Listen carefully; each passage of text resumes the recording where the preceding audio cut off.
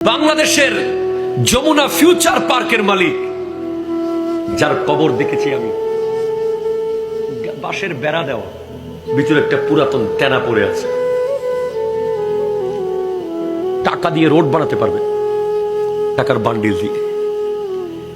বাংলাদেশের শ্রেষ্ঠ একজন ব্যবসায়ী কোভিড-19 সময় দেখেছি, দুই ভাই আক্রান্ত, ভেন্টিলেটর আছে একটা, একজনকে বাঁচাতে হবে, দুজনকে দেওয়া যাচ্ছে না।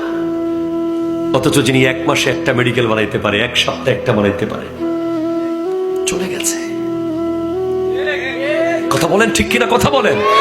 চলে গেছে।